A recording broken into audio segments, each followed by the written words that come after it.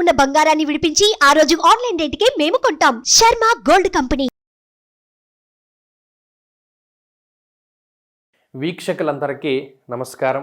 అందరికీ కూడా నూతన ఆంగ్ల సంవత్సర శుభాకాంక్షలు. ఈ నూతన ఆంగ్ల సంవత్సరం అందరికీ కూడా ఆయుర్భాగ్యాలని ప్రసాదించి, అందరికీ కూడా అష్టైశ్వర్యాలని కూడా ప్రసాదించి, అనుకున్న పనులన్నీ కూడా పూర్తి అవ్వాలి అని చెప్పి మీ అందరికీ భగవంతుడి ఆశీస్సులు ఉండాలి అని చెప్పి మనస్ఫూర్తిగా కోరుకుంటూ, ఇక ఈ సంవత్సరం వృశ్చిక రాశి వారికి ఏ విధమైనటువంటి శుభాశుభ ఫలితాలు కలగబోతూ ఉన్నాయో ఈ కార్యక్రమం ద్వారా క్లుప్తంగా తెలుసుకునేటువంటి ప్రయత్నం చేద్దాం. ముఖ్యంగా 2023 వృశ్చిక రాశి వారికి చాలా ఇబ్బంది పడ్డటువంటి సంవత్సరంగా చెప్పవచ్చును.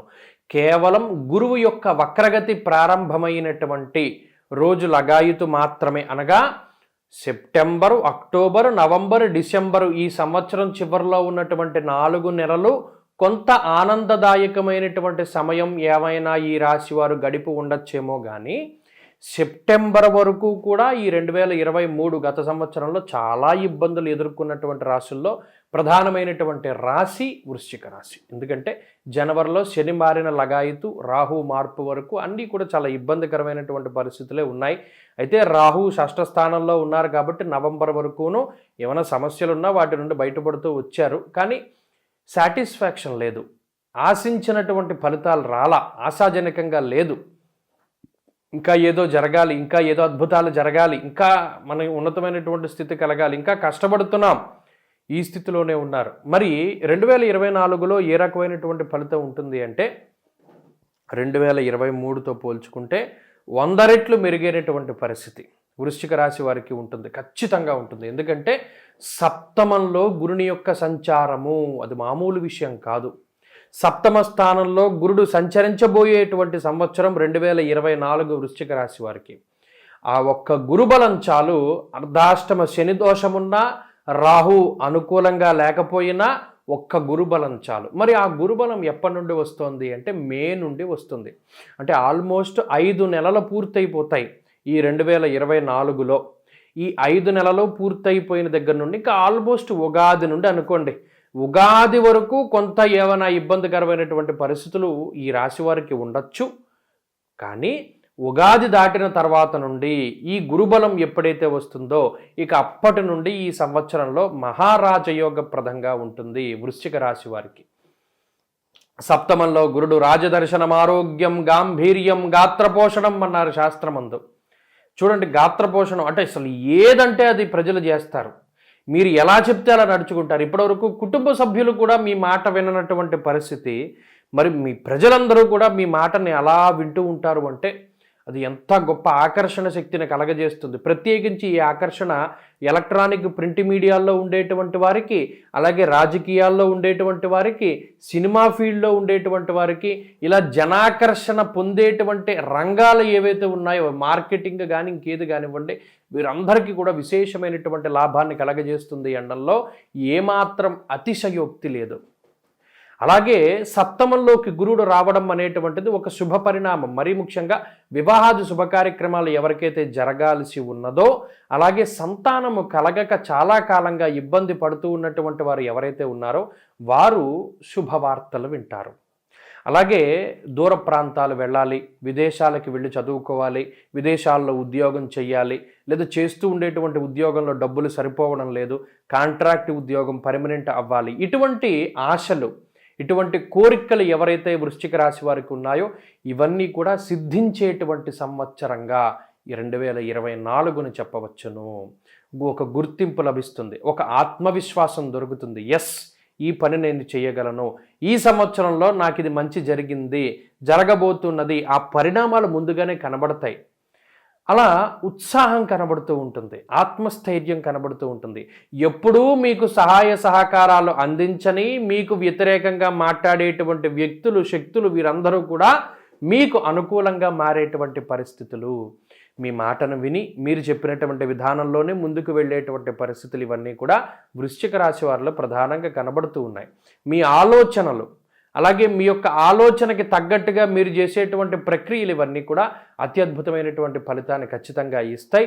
మంచి ఉన్నతమైనటువంటి పదవి, మంచి గుర్తింపు, మంచి ఐశ్వర్యాన్ని పొందేటువంటి విధంగా వృశ్చిక రాశి వారికి ఈ సంవత్సరం ఉంటుంది. మరి అదేంటండి, అర్ధాష్టమ శని దోషం కూడా ఉంది కదండి అంటే ఉంది, లేకపోలేదు. అర్ధాష్టమ శని దోషం ఏ విధంగా ఇబ్బంది పెడుతుంది? అర్ధాష్టమం అంటే 4, బంధుభావము, బంధుభావేన బంధుశ్చ గృహం మాతృబలం సుఖం వాహనం హృదయం భోజ్యం మానసం శయనం వదేత్. మరి అది కీలకమైనటువంటి స్థానమే. అందులో శని సంచారం చేయడం వల్ల ఏమవుతుందయ్యా అంటే వాతశూలం మనక్లేశం భయం స్వస్థానః నికృత్.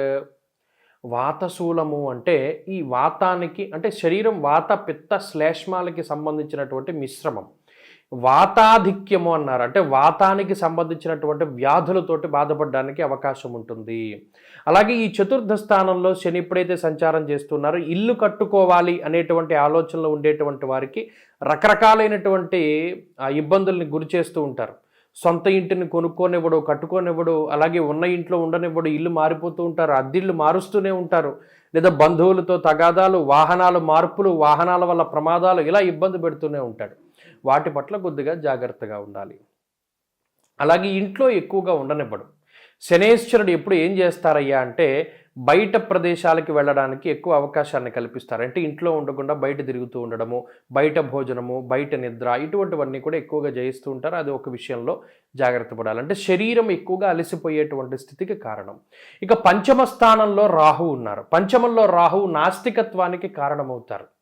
అందులోనూ శని యొక్క కర్తరీ దోషం ఎప్పుడైతే ఉన్నదో ఈ రాహు యొక్క ప్రభావం చాలా ఎక్కువగా ఉంటుంది. అంటే మొండిపోకడి, నేను చెప్పిందే వినాలి, నేను చెప్పిందే చేయాలి, నువ్వు నేను చెప్పకుండా ఎందుకు అలా ప్రవర్తిస్తున్నావు, ఈ పని నేనే చేశాను, నేను నేను నేను అనేటువంటి అహంభావం చాలా ఎక్కువగా ఉంటుంది.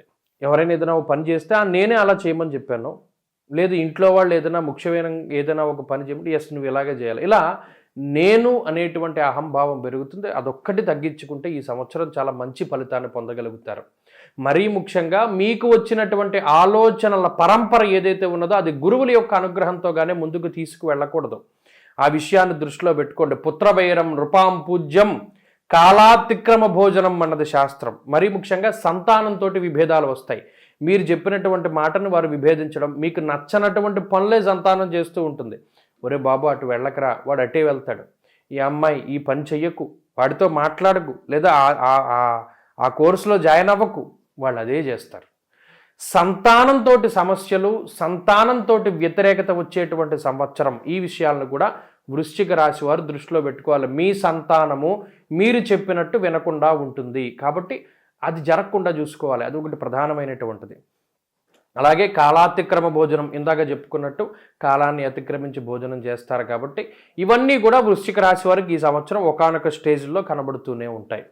మరి వీటిని దూరం చెయ్యాలి, గ్రహగతుల నుండి మనం బయటపడాలి, వ్యతిరేక ఫలితాల నుండి అంటే ఒకటే, మాస శివరాత్రులు వదిలిపెట్టకూడదు, అలాగే కాలభైరవాష్టములు వదిలిపెట్టకూడదు, అనఘాష్టమి వ్రతాలని వదిలిపెట్టకూడదు, అలాగే సంకష్టార చతుర్థి వ్రతాలని వదిలిపెట్టకూడదు. వీటిలో ఏదో ఒకటి పట్టుకోవాలి. కాలభైరాష్టమి చేస్తే అది చేయాలి, సంకష్టార చతుర్థి చేస్తే అది చేయాలి. ఏదో ఒకటి మనం చేయగలిగింది చేసుకుంటూ ఉండాలి. మాస శివరాత్రులు కానీ, శని త్రయోదశులు కానీ, సంకష్టార చతుర్థులు కానీ, లేకపోతే ఈ అనఘాష్టములు కానీ, కాలభైరవాష్టములు కానీ, 5 ఏదో ఒకదాన్ని ఖచ్చితంగా సంవత్సరం మొత్తం వ్రతంగా పాటిస్తూ ఉంటే ఈ గ్రహగతుల నుండి బయటపడతారు. ప్రతిరోజు చదువుకోవాల్సి వచ్చినప్పుడు రుద్రకవచం కానీ, లేదా ఆంజనేయ స్వామి వారి యొక్క దండకం స్తోత్రం చాలీసాలు కానీ, లేదా దక్షిణామూర్తి స్తోత్రాన్ని కానీ చదువుకుంటే ఈ సంవత్సరం మరిన్ని మంచి ఫలితాలు వృశ్చిక రాశి వారికి వస్తాయి. స్వస్తి. సుమన్ టీవీలో మీ పర్సనల్ అండ్ బిజినెస్ ప్రమోషన్స్ కోసం కింది నెంబర్కి కాంటాక్ట్ చేయండి.